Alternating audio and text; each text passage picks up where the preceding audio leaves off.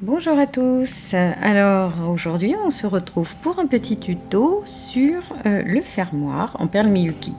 Alors mon fermoir préféré c'est bien le fermoir qui est carré et qui commence par la construction d'une petite barre qui va s'insérer dans un carré. Donc le premier tuto va concerner la création de la petite barre, voilà, qu'on rattache à son bracelet. Et les tutos suivants seront consacrés à la technique du carré en perles Miyuki et peyote. Alors, j'ai mis ma perle d'arrêt, vous allez voir, là c'est vraiment extrêmement simple, il n'y a aucune difficulté, il suffit de travailler sur le peyote pair. Pair, hein. J'ai bien dit pair parce que le prochain tuto, il faudra maîtriser la technique du peyote impair. Alors, comment je fais? Je commence par prendre un nombre pair de perles. Donc là, 4, 5, 6, 7, 8. Alors, c'est vous qui décidez de... Non, je trouve que 8 c'est trop petit. C'est vous qui décidez de la... C'est vous qui décidez de la forme, de la couleur et tout ça. Mais il faut que ça soit juste coordonné. 1, 2... 3, 4, 5, 6. Alors, j'ai pas pris 1, 2, 3, 4, 5, 6, 7, 8.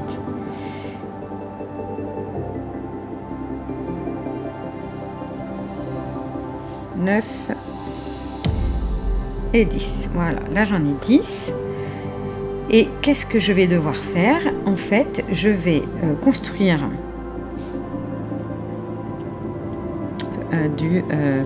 de la barre. Donc je construis ma petite bande de peyote, ma petite bande de perles Miyuki. Donc sur un peyote, hein, tout simple, il n'y a vraiment pas de difficulté. Et je monte jusqu'à 7 rangs. Moi je trouve qu'une fois qu'on a fait les 7 rangs, donc ce sont des demi-rangs, hein, en peyote, en fait on compte des demi-rangs.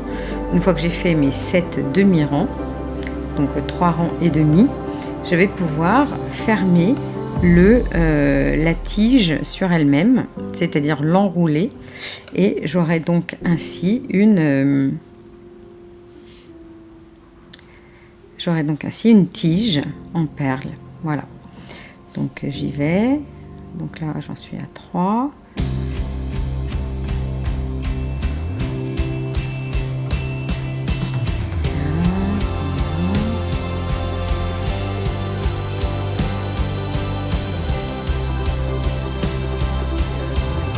Mais voilà, en gros, là on voit que sur la bordure la perle ici est sortante, donc là elle est rentrante.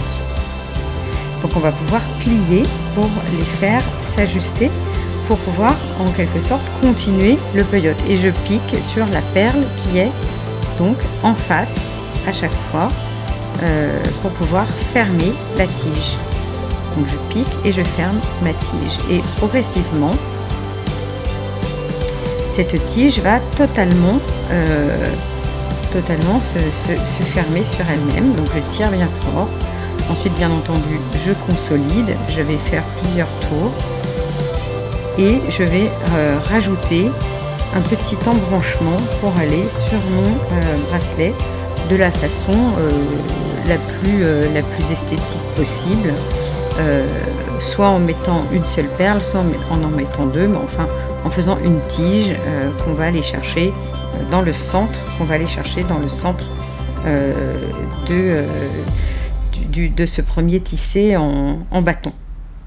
Voilà, donc j'ai fait mon petit bâton, je le consolide. Alors je vais enlever la perle d'arrêt, mais un tout petit peu plus tard. Je vais d'abord tisser un petit peu, hop, voilà. Je ferme bien ici et puis je m'assure que ma tige soit super solide. Et voilà, à partir du moment où je suis ici, c'est-à-dire au centre, je peux, toujours en conservant mon fil, eh bien, monter. Donc là, c'est un peu la technique du brick stitch, en fait. Hein. C'est plus tout à fait le peyote. Quand on va monter une seule perle, hop, je monte une perle comme ça. Je rentre dans ma perle et je vais faire la tige, je serre bien et je continue, vous avez compris, jusqu'à ce que j'obtienne la longueur désirée. Voilà. Donc là, j'ai le fermoir d'un côté et puis donc la barre qui va pouvoir s'insérer, je vous montrerai tout à l'heure, dans le petit carré. Voilà.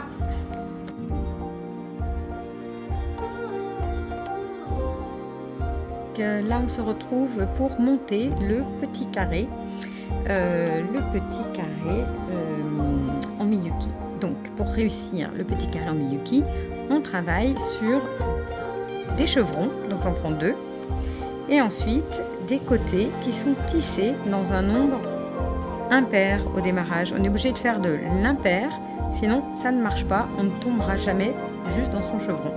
Et cette petite suite là de 2 et 3 perles, je le fais 4 fois, car ce seront les 4 côtés de mon carré. Donc une fois,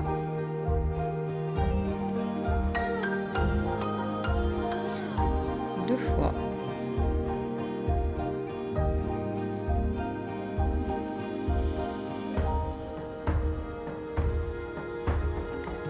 3 fois,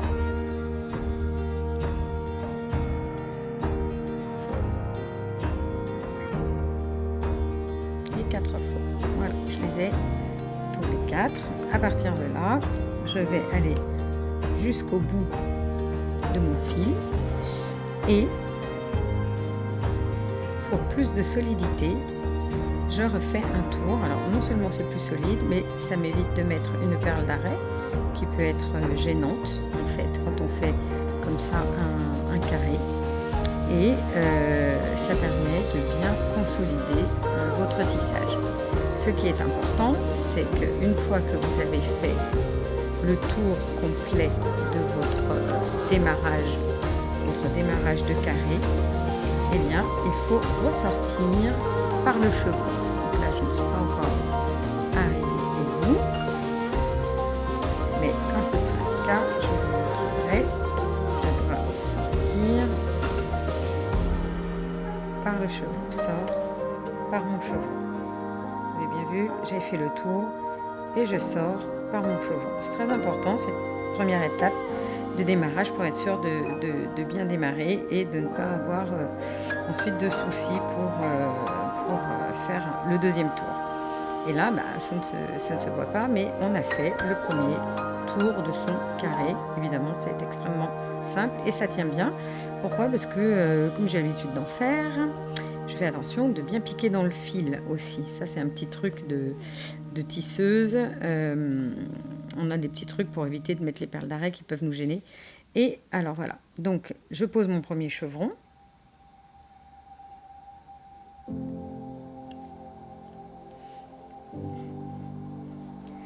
Je pose mon premier chevron. Au début, ils ne sont pas très bien posés, hein, mais ça bouge un peu. On peut essayer de le régler comme ça en tirant sur sa perle. Voilà, mon premier chevron est posé. Voilà. Et à partir de là, je vais commencer à tisser mon peyote impair. Je suis pas sûre qu'on voit bien là. Commencer à tisser mon peyote impair. Donc, je prends une perle rouge.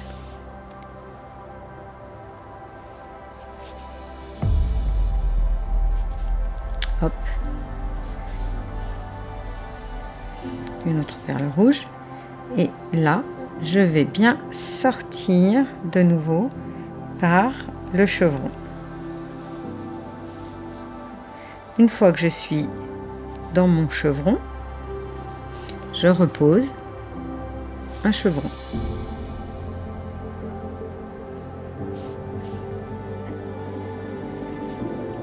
Voilà. Et là, de nouveau, je vais pouvoir tisser. Donc, je prends une perle rouge puisque je suis sur Je suis sortie du chevron. Voilà. Je reprends une petite perle rouge et je vais tisser et sortir par le chevron. Vous voyez, hop. Une fois que je suis dans mon chevron, je pose un chevron. Hop. Voilà, et ça commence à prendre une forme carrée. Hop, là vous venez d'entendre Pompon qui s'ébroue. Et voilà, je continue à tisser. Je tisse en impair. Mais ça, on ne s'en rend pas compte en fait. Faut pas se dire que c'est de l'impair. Oh aïe aïe, mon Dieu, c'est de l'impair. Il faut un nombre impair de perles, mais c'est pas vraiment le peyote impair. Hop, voilà. J'atterris de nouveau dans mon chevron. Et donc du coup, je reprends un chevron. Hop. Voilà. Là, ils tournent. Donc parfois, il faut les discipliner un petit peu. Hop. Je prends une perle rouge. Hop, je tisse. Et je vais vous montrer l'arrivée. Là, il ne faut pas se planter. Quand on est à la fin, comme ça, donc on tisse. Mais on pique dans le chevron. Pour finir le tour, on pique dans le chevron du dessous. Et on ressort. Alors là, je vais le faire en 2 fois. Et on ressort. Pour pouvoir redémarrer, on repique dans le chevron du dessus. Donc quand on finit son tour, on pique bien dans le chevron du niveau du tour et ensuite on monte d'un étage. Voilà, hop, là le fil s'est pas mis correctement, on reprend pas. Voilà. Hop. Ok, bon, bah, je vous laisse avancer, vous montez comme ça, moi je vais partir sur 4 chevrons. Donc on se retrouve une fois que nous avons monté nos 4 chevrons. Là j'en suis déjà au 3e, donc ça va aller très très vite. Je fais le tour et bien sûr je pose les chevrons de la même façon et je tisse. Voilà, voilà, voilà. Allez, on se retrouve tout à l'heure. Voilà, je vous reprends. J'ai monté 4 chevrons. J'ai pas eu envie d'aller beaucoup plus haut, donc 1, 2, 3, 4. J'ai monté mes 4 chevrons. Donc celui-ci de rang il compte pas. 1, 2, 3, 4. En fait des demi-rangs qu'on monte en peyote impair. Impair, d'accord? Le peyote, on démarre sur un peyote impair. Sinon, ça ne marche pas quand on arrive sur le chevron. Il y aura toujours une perle de trop. Alors, pour pouvoir faire le retour, c'est-à-dire que le carré, en fait, il se fait en double.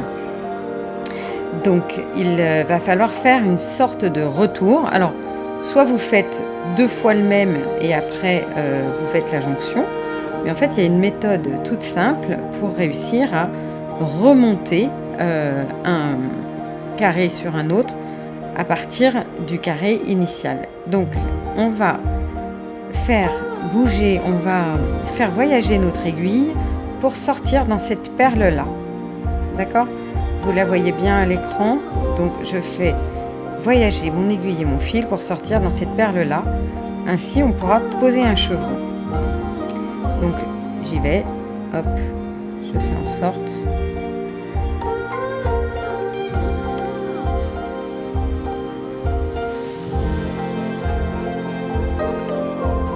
de sortir dans la bonne perle.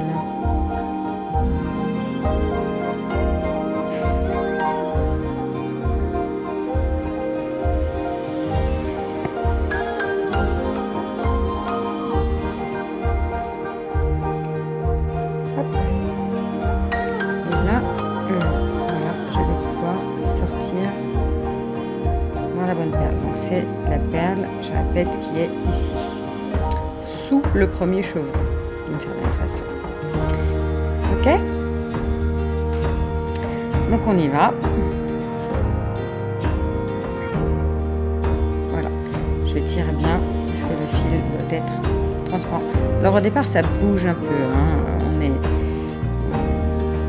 petit peu embêté parce que le tissé est très souple et en fait c'est une bonne chose.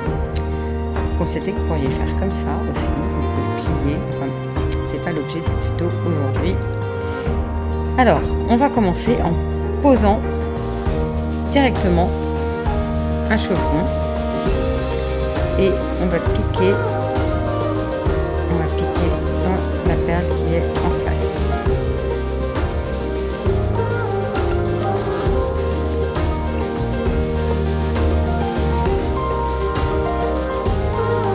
Et ensuite, une fois que j'ai redémarré, eh bien, je vais continuer à tisser. Donc là, j'ai une perle à tisser en impair.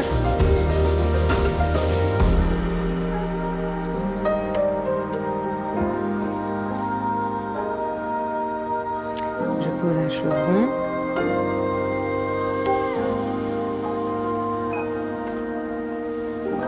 Je vais piquer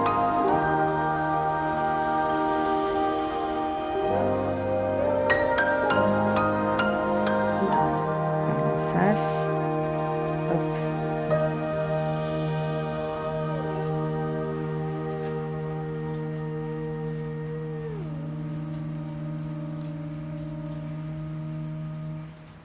Je tisse mon impair, le peyote impair, impair, impair. Voilà, je tisse dans la perle en face.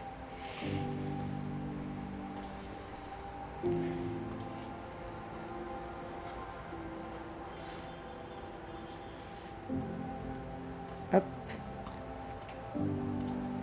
Je tisse une perle en impair.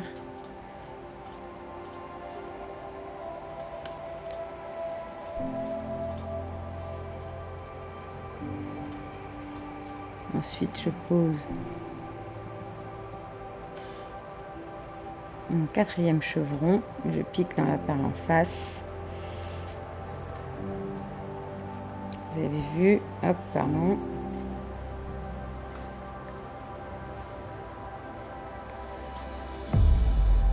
Je tisse mon peyote impair. Et là, je vais ressortir par, il faut que je l'attrape, par mon chevron. D'accord? J'essaie d'attraper mon chevron, je tisse ma dernière perle impair et je sors par mon chevron. Voilà, j'ai fait mon premier tour. Alors c'est bizarre, mais en fait on va aplatir, on va remonter et on va aplatir en fait le deuxième carré, on va bien le presser contre l'autre et ça va monter tout seul.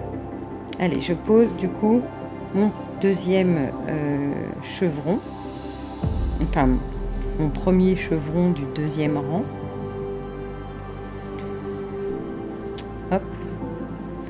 Et là, il faut être vigilant parce que c'est cette perle-là qui nous intéresse. Et il faut qu'on en mette deux. Donc, et le une. C'est pas évident ce retour, mais bon. Oh, ça y est, j'ai mon chien qui se réveille. Une. On fait un peu de sport ce matin. Et deux. Voilà, une fois que vous aurez compris le principe, ça va aller tout seul. Donc je suis dans mon chevron. Vous voyez, ça commence à remonter, à rebiquer. On est en train de faire le retour. Je fais mon deuxième, je pose mon en fait deuxième chevron du deuxième rang.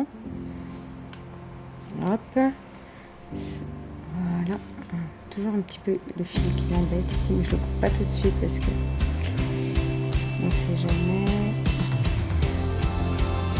Hop, voilà. Ensuite, on va aller chercher celle-là qui nous intéresse. On monte.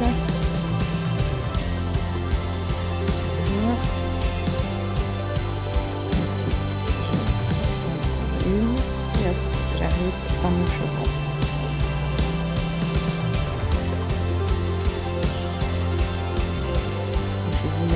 toutes les explications dans le tuto Scarabosse, mais vous pourrez les avoir aussi à l'écrit, comme ça c'est aussi plus simple. Voilà, je pose encore un chevron. Une fois que je suis arrivée dans le chevron, c'est simple. La mécanique du chevron, c'est de poser 2 perles entre 2 perles. Donc, une fois qu'on a bien compris le truc, ça va vraiment tout seul. Voilà, après par contre, il faut toujours bien le mettre l'un sur l'autre, pas que ça brille. Hop, donc là j'attrape encore une perle, là j'ai pas fini mon tour, je vais chercher celle du milieu. Oups, je voulais prendre une perle, elle est sortie. Hop, je prends bien ma perle. Parfois elles nous font des surprises, ces petites perles. Hop, hop, hop. Donc, j'en ai placé une. Je place une deuxième perle que je tisse avant le chevron. J'en avais mis une, donc là après sur le deuxième tour j'en mets 2. Et je replace mon dernier chevron. Hop. Je place mon dernier chevron.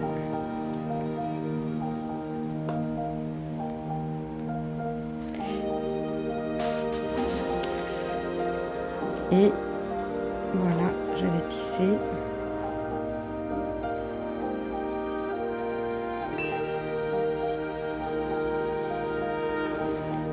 Et alors, quand on arrive, c'est toujours un peu la difficulté, il faut piquer dans le chevron du dessous et sortir dans le chevron du dessus. Donc c'est ce que je vais faire, je pique dans le chevron du dessous et je sors dans le chevron du dessus. Donc je prends, quand on a fini un rang, c'est comme lorsqu'on fait des spirales, on pique dans la perle du même rang et on sort sur la perle du rang supérieur. Hop, voilà, donc là je continue et vous allez pouvoir regarder ce que ça fait.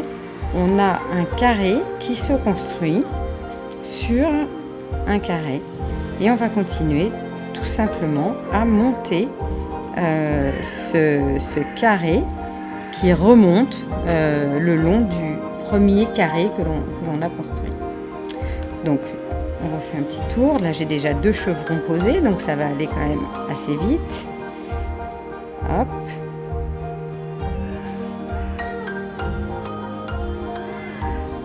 Et je tisse. On n'a plus beaucoup de choses maintenant qui sont difficiles parce qu'on a fait le redémarrage. Voilà, donc là vous avez compris le principe. Je continue mon tissage en fait. Une fois que j'ai fait mon retour, eh bien, il n'y a plus qu'à tisser, comme on a fait pour le premier carré.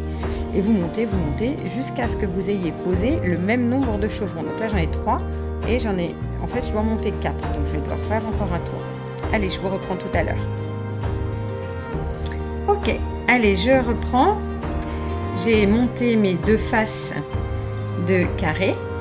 Donc, en même temps, j'ai caché mon fil de démarrage. Je l'ai perdu dans le tissage. En fait, je l'ai rendu prisonnier du tissage, comme ça il pourra plus s'enlever. Et j'obtiens 2 faces parfaitement symétriques. Il va falloir les faire se rejoindre. Alors pour pouvoir faire ça, c'est extrêmement simple. On va poser sur un des 2 côtés, enfin donc du coup le deuxième côté que vous avez monté, vous allez faire le tour de votre tissage en rajoutant à chaque fois une perle et en mettant dans le chevron une seule perle. Alors soit vous respectez c'est-à-dire les couleurs de chevron errant, c'est-à-dire que vous mettez une couleur de chevron avec une perle au-dessus du chevron et une perle de couleur du côté, enfin je sais pas, soit vous faites or sur le chevron et rouge sur les bords, soit vous faites or partout. En fait les deux sont tout à fait possibles. Donc je vais faire en fait je mets une perle dorée sur mon chevron Et ensuite, je vais respecter la couleur de mes tissages latéraux. Donc, je vais mettre du rouge. Je vais mettre du rouge au-dessus du rouge. Mais c'est très joli si on met aussi du doré. Ça va finir très très bien votre carré. Alors qu'est-ce qui se passe? Du coup, on va monter un demi-rang supplémentaire sur une des deux faces du carré. Et du coup, les carrés ne seront pas totalement symétriques. Mais cette perle supplémentaire qu'on va poser sur le dessus, on va pouvoir ensuite la tisser avec la perle inférieure. Donc il y a une perle de trop, on va pouvoir la tisser avec la perle du dessous en faisant des zigzags et ça va parfaitement bien fermer le carré en faisant comme ça. D'accord? Donc on y va, hein. J'ai commencé. On fait tout le tour de son carré.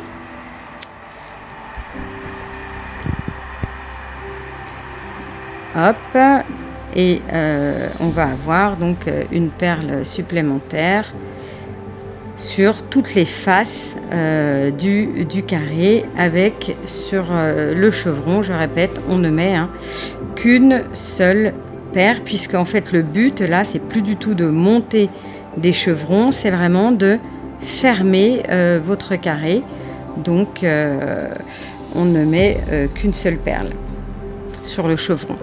Et bien sûr, eh bien, on continue son peyote impair sur les bords du carré, sur les faces latérales. On va mettre un seul, on met une perle. Enfin bref, c'est un peyote tout à fait classique. On monte son peyote de façon extrêmement classique. Là, il n'y a vraiment pas de difficulté particulière. Sinon, de bien comprendre que du coup, il y a un côté qui va être plus haut que l'autre. Du coup, ça va très bien tomber puisque ça va créer une asymétrie entre les deux côtés et on va pouvoir rassembler, les deux bords du carré. Voilà, donc là, une perle dorée.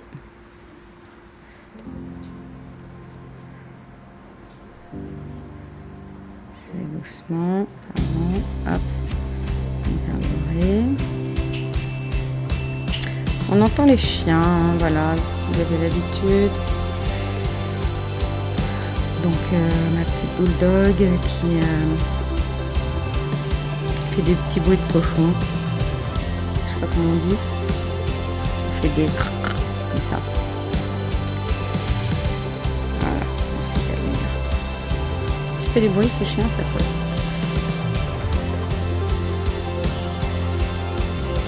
Hop, je continue. Donc j'ai bientôt terminé. Là, je suis sur le troisième côté. Je tire bien. Ça fait des petites claques. Hop.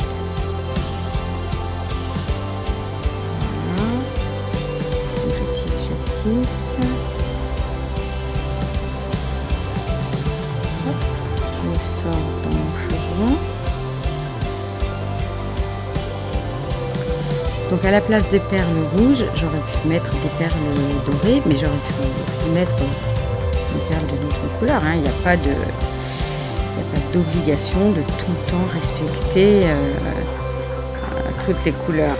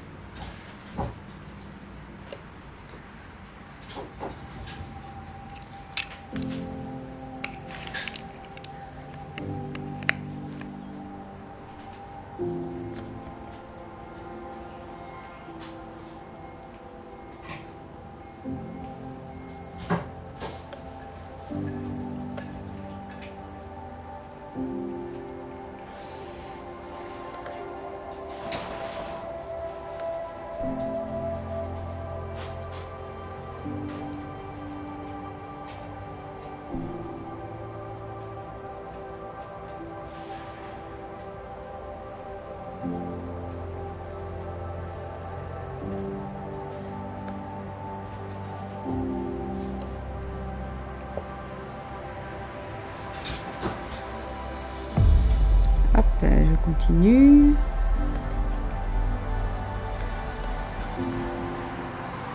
Et voilà, je suis arrivée sur la fin du 4e côté. Donc je vais pouvoir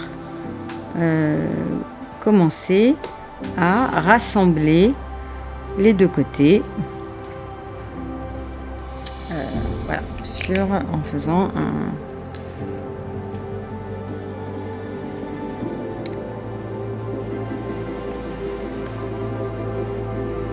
Alors attention, je finis mon tissage. Donc là je suis sur le dernier côté et je vais sortir donc dans mon chevron de façon normale. Mais maintenant le but ça va être de fermer les 2 côtés, et pour pouvoir le fermer, eh bien, je vais tisser un côté avec toujours le côté opposé. Donc là je commence avec celui-ci, mon premier chevron. Je le prends et hop, je le prends et je vais aller le tisser avec la perle qui est sur le bord en face. Hop, ici.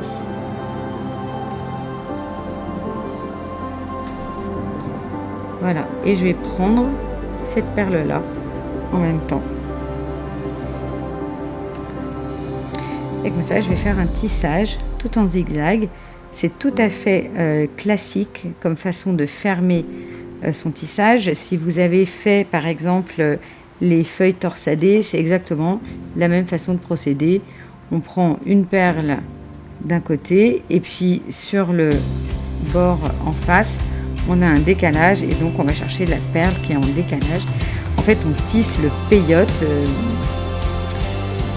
qu'on visualise, hein, il faut le visualiser ce peyote sur le bord, et hop, et je serre et le carré est en train de se fermer et on ne voit absolument rien. Allez, je vous remontre. On prend la perle, celle qui est en face, je tire, hop, et elles se mettent en place. Encore, allez, et après je vous laisserai terminer et on se reverra pour la photo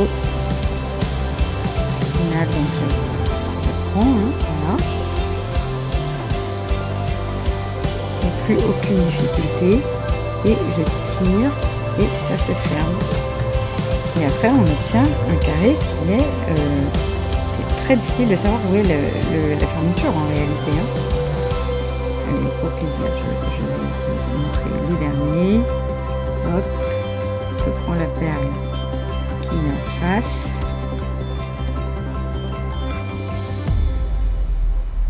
voilà, là, et j'ai fermé un côté et je vais faire ça tout le long. Donc là je vais piquer dans je suis en haut ici, je vais piquer en face, en même temps je vais aller chercher, je vais piquer en face et je vais aller chercher le chevron. En fait on va toujours piquer en face, d'accord, dans une perle qui est décalée par rapport à la perle d'où on vient. Hop là, et voilà, et je ferme. Et vous voyez, mon chevron est parfaitement fermé. Hop, je suis sur la perle du haut, donc à gauche, et bien je vais piquer à droite et ensuite repiquer à gauche. Allez, je termine et vous aussi de votre côté vous terminez.